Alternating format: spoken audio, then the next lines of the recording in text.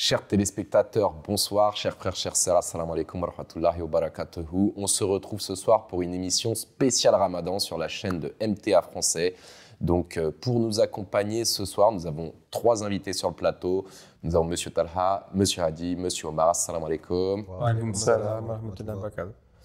Alors, une émission spéciale Ramadan sur le thème du Sita Shawwal. Alors, le Sita Shawwal, on va essayer de voir un petit peu ce que c'est, qu'est-ce que ça veut dire, quelle est cette pratique. Et donc, pour ça, on a nos intervenants et je vais attaquer tout de suite le sujet. Qu'est-ce que le Sita Shawwal? Donc, le Sita Shawwal, en fait, Sita, c'est 6, Shawwal, c'est le mois de Shawwal. C'est les 6 du mois de Shawwal. En fait, ça fait allusion à une pratique de notre bien-aimé prophète, Mohammed sallallahu alayhi wa sallam, qui avait l'habitude, une fois que le ramadan terminé, de poursuivre cette pratique du jeûne pendant 6 jours d'affilée au cours du mois de Shawwal. C'est ça qu'on appelle les Sita Shawwal. C'est après le mois de Ramadan. Après le mois du Ramadan. C'est 6 jours on continue à jeûner. Ouais, d'accord. Et ça, c'est donc ce que faisait le saint prophète. C'est sa pratique, c'était une sunna du saint prophète. Pourquoi il faisait ça, monsieur Omar?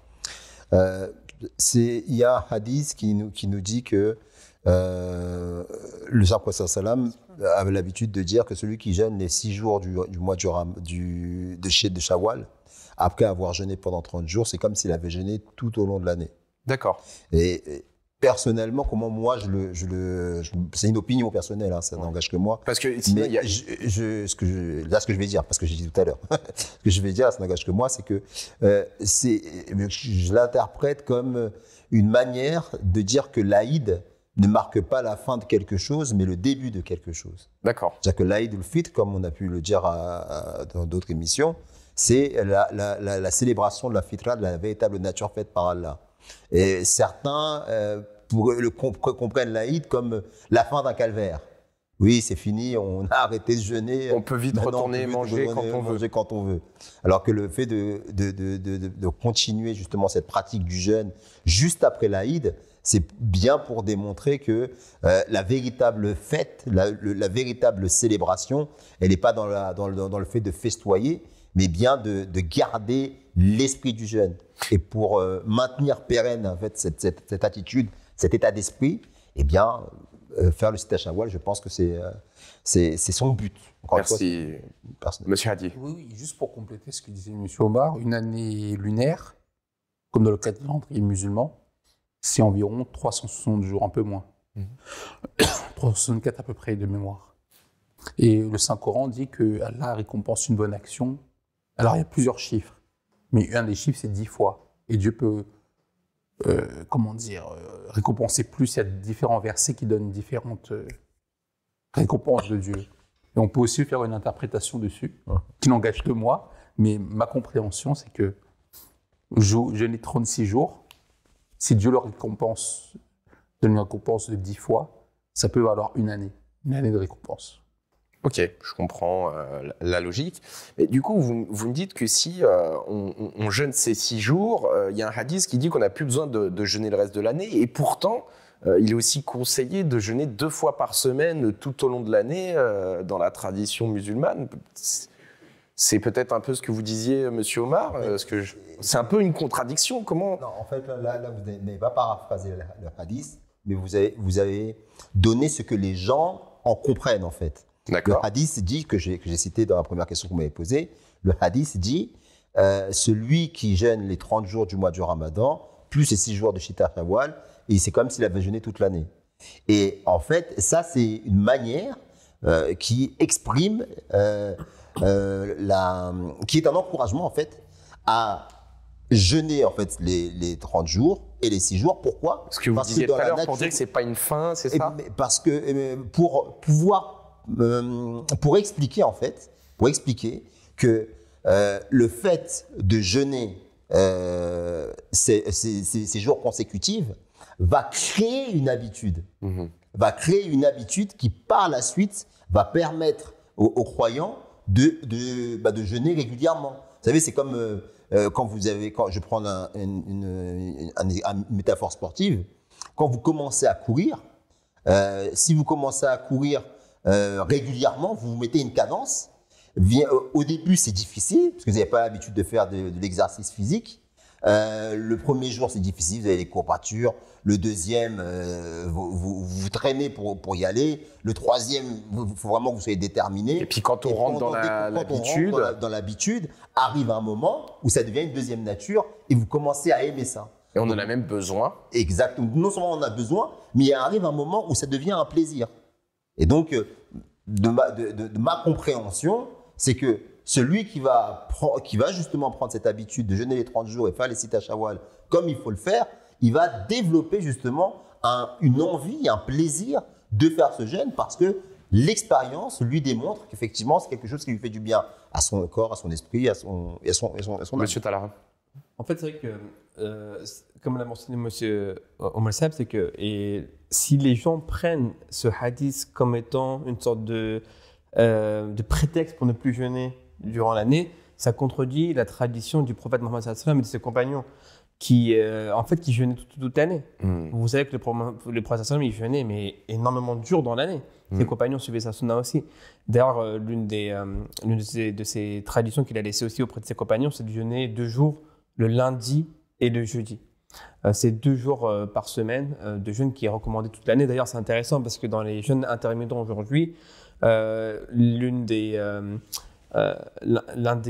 configurations, c'est le jeûne alternatif, c'est-à-dire qu'on jeûne 2 ou 3 jours dans la semaine, et le reste de la semaine, on ne jeûne pas. Ce qu'on appelle le jeûne alternatif. Alternatif ou intermittent? C'est en fait, c'est intermittent, mais c'est alternatif, c'est-à-dire on alterne les jours. D'accord, ok. Et en fait, le fait de jeûner 2 ou 3 jours, c'est une des configurations du jeûne intermittent. Ouais. Voyez. Et en fait, c'était ce qui était pratiqué par le prophète Mohammed sallallahu alayhi wa sallam et ses compagnons depuis maintenant plus de 14 siècles. Aujourd'hui, c'est ce que la science recommande. Et aussi, vous savez, quand vous faites la Eid, on fait ce soir, on mange, à sa fin, etc., c'est extrêmement compliqué de jeûner après. Du coup, c'est pour ça que ces 6 journées, encore une fois, c'est une opinion personnelle pour moi, c'est en fait de redonner un coup de pédale aux croyants pour lui dire, ok, ne te contente pas maintenant de retourner à ta vie d'avant. En fait, prends ça comme un tremplin de ces 6 jours pour aller maintenant essayer de perpétuer ça, notamment sur le reste de l'année avec au moins ces 2 jours. Rentrer ça dans le rythme de vie. Parce que c'est extrêmement compliqué, hein, je pense qu'on l'a tous vécu. Une fois qu'on a fait la Eid, en fait, en plus on est invité par-ci par-là, de se dire, allez, maintenant on se remet en mode. Au-delà de l'aspect physique, on parle de spirituel, l'aspect psychique, ce genre de choses. Mais tout ça, ça me. L'Aïd, juste une petite parenthèse, et pourtant l'Aïd, c'est un moment qui nous montre bien que c'est vraiment une célébration spirituelle, parce que c'est le jour de l'année où il y a le plus de prières que d'habitude. Oui. Et moi, je me dis, beaucoup de personnes vont se dire, c'est quand même quelque chose de dur, de rigoureux. L'islam, elle est dure, c'est quelque chose qui est compliqué. On se prive de manger pendant un mois, et après ce mois à se priver de manger, on continue encore à se priver de manger. On peut se dire que c'est quelque chose, c'est pas évident. Il y a même des enfants qui sont forcés à jeûner, ce genre de choses. C'est pratique finalement de se restreindre. La réalité, c'est que, encore une fois, ça, c'est une mauvaise interprétation. Moi, je parle de mon expérience personnelle. Je sais que quand j'étais gamin et que je voyais les gens jeûner, je voulais jeûner. Et d'ailleurs, on m'a laissé jeûner. Après ça, c'est un autre débat. Mais la réelle pratique du saint prophète, sallallahu alayhi wa sallam, et ses enseignements, c'est de même les enfants, on ne doit pas on ne doit pas leur permettre que de jeûner, parce qu'ils ne sont pas en capacité de pouvoir le faire. Et pourtant, et ça c'est contre-intuitif, dans les familles musulmanes, combien d'enfants voudraient jeûner? Encore une fois, je prends mon exemple. Ça, c'est le mimétisme. L'enfant, il veut reproduire ce que font les grands. Ce que font les grands, effectivement, mais aussi, c'est toute l'ambiance qu'il y a autour du ramadan font qu'ils ils ont envie de le faire. Ouais. Après, maintenant, ce que dit la science et ce que dit l'islam, c'est que ce n'est pas recommandé de le faire. Il faut faire en sorte qu'il le fasse en conscience. Et justement, pour un enfant, c'est même, je dirais, contre-productif, parce que s'il le fait très tôt, et qu'il pense que le jeûne consiste simplement à ne pas boire, à ne pas manger, c'est compliqué. Il n'a pas l'intégralité des bienfaits. Justement du but du jeûne. Donc l'islam enseigne en réalité qu'il faut préparer l'enfant dans l'esprit justement du jeûne. Lui expliquer que le jeûne, c'est d'abord C'est ce que j'allais dire. Qu'est-ce qu'on lui dit ne pas mentir, ne pas d'essayer de diminuer encore plus les défauts que ses parents voient en lui. Et de cette manière-là, il aura jeûné. Ici, lui dire que au lieu de t'empêcher de boire et de manger, pense à toutes ces petites bêtises que tu fais au quotidien et que je te reproche et arrête de les faire. Ce sera ton jeûne pour toi et tu verras, là, il sera content de cela. Et donc, si effectivement, il y a des enfants qui sont forcés de le faire, ils le sont en complète contradiction avec l'esprit et la philosophie, la sagesse islamique. C'est pas l'islam. Monsieur Talha, vous vouliez dire quelque chose? C'est tout à fait juste. D'ailleurs, si on comprend bien l'esprit du mois de Ramadan et son objectif, je dirais même qu'en fait, la faim et la soif, c'est même secondaire. Vous voyez, dans le sens où en fait, le plus difficile en fait, c'est de contrôler ses pensées, de contrôler ses émotions, de contrôler sa langue, de contrôler toutes ces pensées négatives qu'on peut avoir autour de la journée, qui nous polluent pour vraiment rester le plus droit possible. Focus en fait sur cet objectif. Et c'est vrai que exactement. Et puis c'est ça qui est le plus difficile aussi dans le Ramadan. Et vous avez parlé de est-ce que c'est difficile? En fait, c'est vrai que tout changement physique est un peu difficile. D'ailleurs, le plus difficile dans le mois de Ramadan, c'est les premiers jours souvent. C'est les 2-3 premiers jours où justement pas que dans le Ramadan. Dès qu'on sort de sa zone de confort, c'est difficile. Excusez-moi. Mais c'est vrai que souvent dans le mois de Ramadan, parce que c'est un mois, et c'est les premières journées qui sont un peu difficiles, le corps s'adapte. Mais une fois que le corps s'adapte, après, ça rentre dans une sorte de routine. Et en fait, on ne ressent plus ce côté difficile de la soif et de la faim, encore moins en Europe. Et quand bien même, ça, c'est quand si on n'a pas l'habitude de jeûner 2 jours par semaine. Mais si, pour les frères et sœurs qui jeûnent 2 jours par semaine, c'est encore plus facile. En fait, ça fait partie du quotidien. Et en fait, on sous-estime une chose, c'est la capacité de notre organisme et de notre corps à s'adapter. Oui. Vous voyez ? Et c'est pour ça que ceux qui l'ont jamais fait, ils se disent oh là là, ne pas manger pendant un mois, c'est compliqué, c'est difficile. Alors que si, même ceux qui veulent pas le faire un mois, mais ceux qui veulent se lancer dans une sorte de jeûne intermittent, ils peuvent faire l'expérience de faire 2 jours par semaine. Il faudrait qu'en fait, c'est tout à fait faisable. Et finalement, là je pose une question très large. Est-ce que l'humain, de manière générale, l'humain moderne, tel qu'on est dans nos sociétés, il s'alimente pas trop? Parce qu'on nous dit, je sais pas, il faut manger le petit déjeuner, le déjeuner, le goûter, le dîner. C'est quelque chose c'est là qu'effectivement, on dit que c'est dommage de rejeter par principe un enseignement, alors que le Ramadan et le jeûne en règle générale, dont le focus est tellement fait en islam, il répond à pas mal de défis que l'humanité moderne doit faire face. Le plus grand défi de la modernité aujourd'hui, c'est la sédentarisation. À une époque, on n'était pas autant sédentaire. Et donc, il y avait toutes ces maladies qu'on a. Bon, ils avaient d'autres maladies, mais les maladies modernes aujourd'hui, elles sont liées à justement la sédentarisation, parce qu'on ne bouge pas assez, on mange trop, alors qu'on n'a pas autant besoin de manger, on n'a pas autant besoin de manger parce qu'on ne dépense pas autant d'énergie. Et donc, c'est là qu'on voit l'avant-gardisme de l'islam qui vient et qui met tout un mois pour dire bon, là, vous avez un véritable souci. Vous savez que vous êtes dans une société de consommation et en plus, vous avez une activité qui ne vous permet pas de dépenser tout ce que cette société de consommation... Et puis, vous avez mangé toute l'année. Et là, vous avez un mois qui vous rappelle justement à la modération, à la simplicité, à la sobriété, à la réduction de l'alimentation, à la méditation. Et ça nettoie le corps. Et ça nettoie... C'est pour ça que c'est très important d'avoir vraiment l'esprit du jeûne. Parce que si vous n'avez pas l'esprit du jeûne, si vous n'étudiez pas la raison fondamentale et vraiment philosophique pour laquelle l'islam vous pousse à jeûner, vous ne pouvez pas en retirer les fruits. Parce qu'il ne s'agit pas simplement de réduire sa nourriture, réduire sa boisson, il s'agit d'adopter une attitude qui vous fera que le restant de l'année, vous, comme il avait cité le hadith qui était vraiment qui est central en fait et qui vraiment illustre bien le saint prophète sallallahu alayhi wa sallam. Il faut pas et c'est difficile, c'est facile à dire, mais c'est difficile à réaliser. Oui. C'est un but qu'on doit essayer d'atteindre, ne pas manger à satiété. Mais clairement aujourd'hui, pour répondre à la question aussi, c'est l'homme en général, surtout en Europe, on mange beaucoup trop beaucoup plus que ce dont notre organisme a besoin. D'ailleurs, vous voyez les maladies qui en découlent. Vous savez que dans le monde, il y a plus de 2 milliards de personnes qui sont en surpoids. Oui. Il y a près de 700 à 800 millions de personnes qui sont obèses.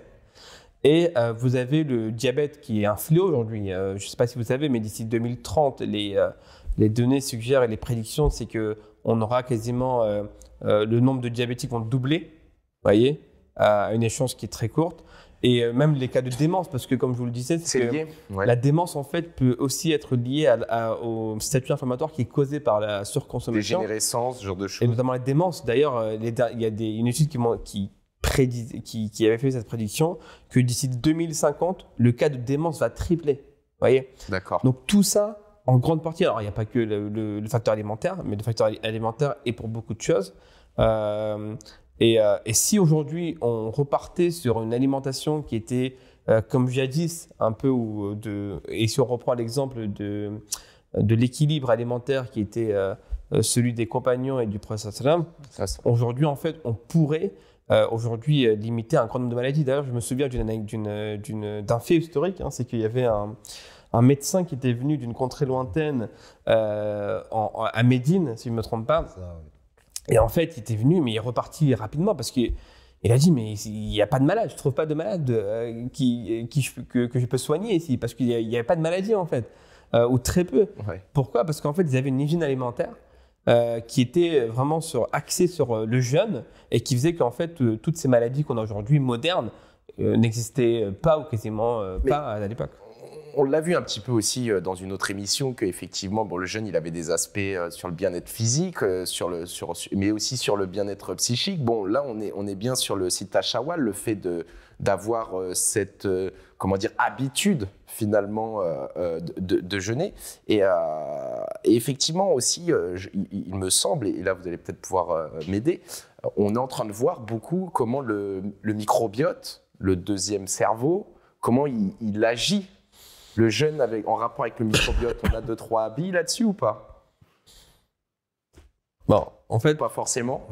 alors ce qui est sûr et certain, et là il n'y a pas de débat là-dessus, c'est que l'alimentation influence notre microbiote. Voilà. Ça c'est Et le microbiote influence le cerveau. un premier lien de causalité. Le deuxième lien de causalité, c'est que le microbiote, du coup, va être la source, ou du moins, je vais le reformuler différemment, le déséquilibre du microbiote va avoir du coup un impact sur la santé. Voyez. Donc vous pouvez assez facilement faire du coup le lien entre alimentation, microbiote et les maladies qui y sont liées. Pourquoi je voulais mettre ça en lumière ? Parce que finalement aussi, on sait que les maladies, elles sont physiques, mais il y a toujours un lien avec le psychique.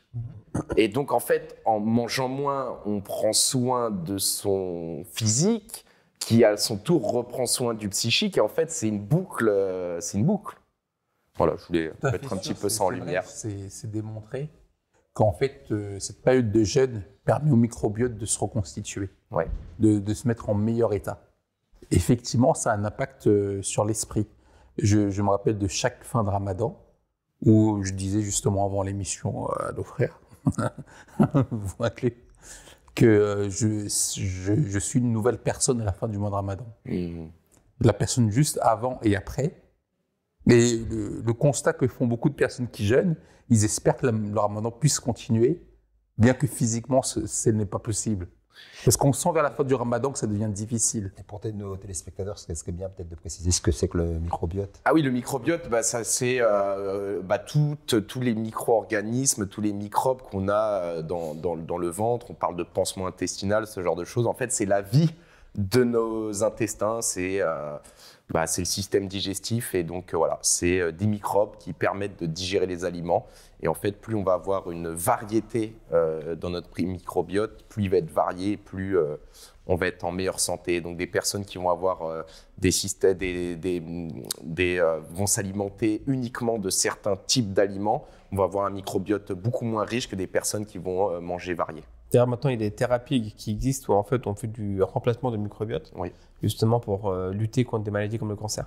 C'est des méthodologies qui sont aujourd'hui à l'étude dans le cadre des essais cliniques. Et je vous dis ça parce que moi, récemment, j'ai vu aussi des études où en fait le pouvoir du psychique, il jouait énormément. Il mettait vraiment le lien entre les deux.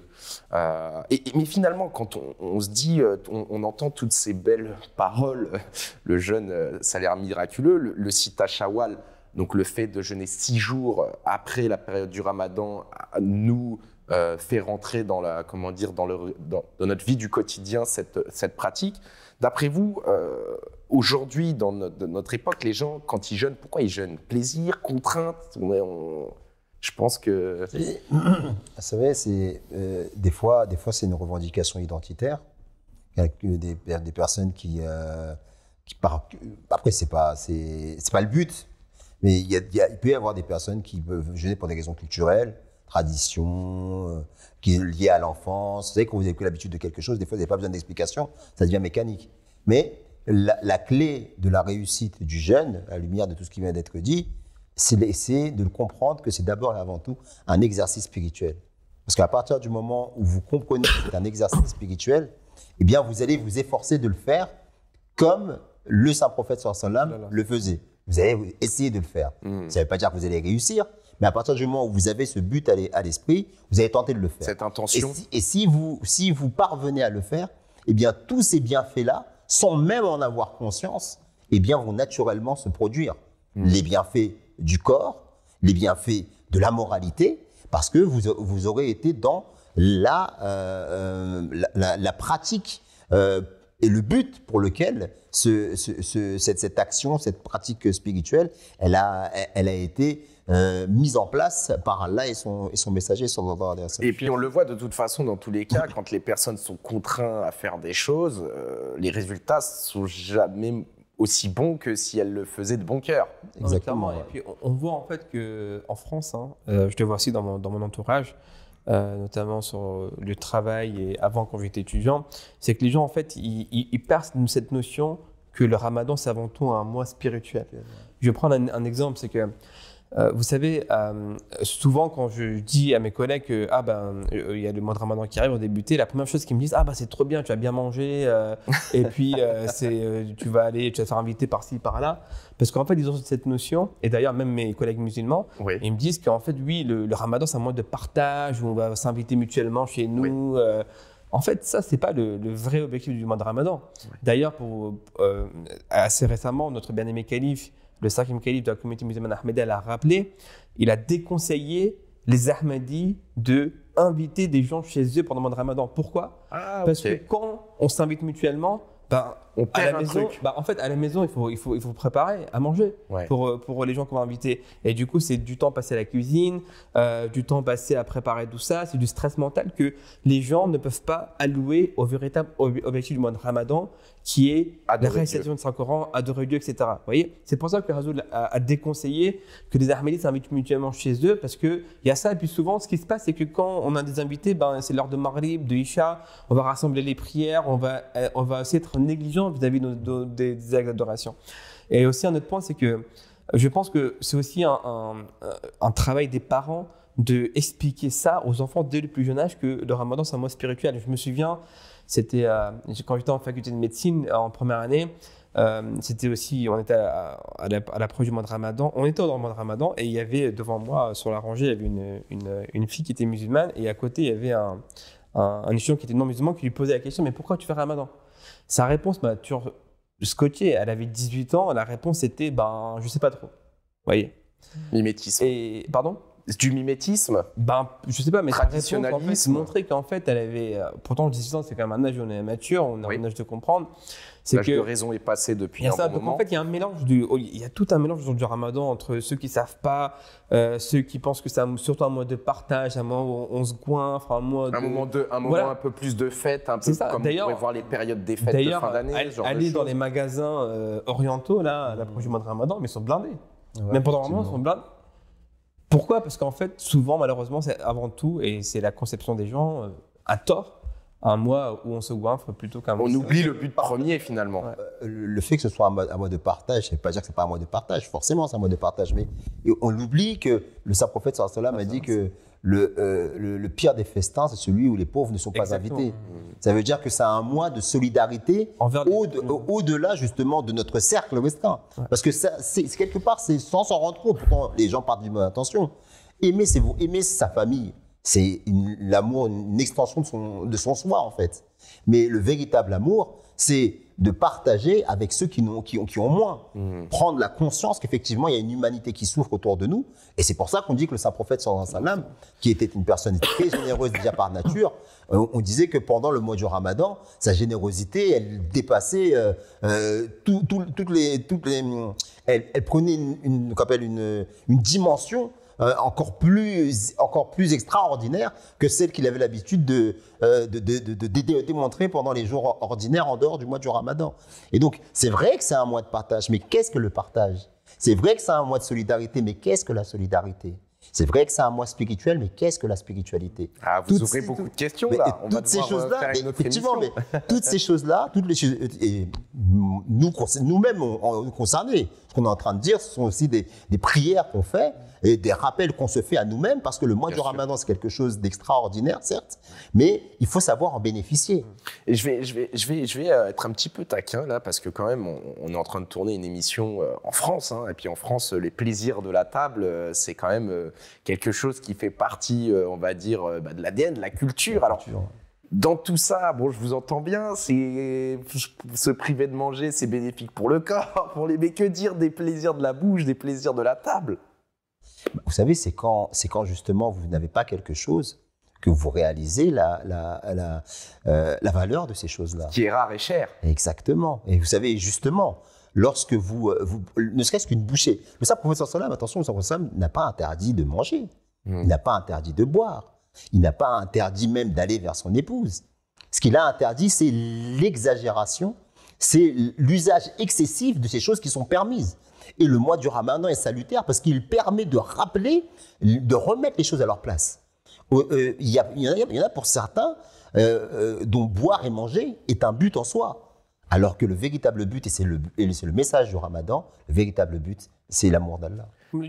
Rapidement, en moins d'une minute, monsieur Talha. On peut concilier les deux, c'est-à-dire que, comme l'a dit le frère Omar Saheb, c'est que le prophète ne nous a pas interdit de manger ou de boire, ou de même de faire des repas un peu différents de ce qu'on a l'habitude de manger. Ouais. Mais il ne faut pas aller vers l'excès. C'est-à-dire que vous pouvez faire un peu des plats, entre guillemets, qu'on fait souvent dans le mois de Ramadan, des soupes d'entrée, etc., en petite quantité que tout le monde mange, c'est très bien. Toujours l'équilibre. Voilà, mais il ne faut pas que ça devienne un festin où les gens se goinfrent et qu'ils mangent 3 fois ce qu'ils ont l'habitude de manger. Merci pour ce petit mot de la fin. Alors c'est vrai que j'avais une autre question, mais peut-être qu'elle fera l'objet, peut-être même d'une thématique d'émission. C'était la différence entre le jeûne prôné par l'islam et celui qu'on peut trouver dans d'autres religions. Mais on va se la mettre de côté pour se faire une autre émission, ce que je vous propose. En tout cas, je remercie tous les téléspectateurs d'avoir suivi cette émission. Je vous remercie, vous, très chers intervenants, pour tous ces apports. J'invite tout le monde à liker, à partager la vidéo. C'est très important. N'hésitez pas à poser vos commentaires en dessous et on se fera un plaisir d'y répondre. On se retrouve bientôt pour de nouvelles émissions. Assalamu alaikum wa rahmatullahi wa barakatuh. Wa alaikum assalam wa rahmatullahi wa barakatuh.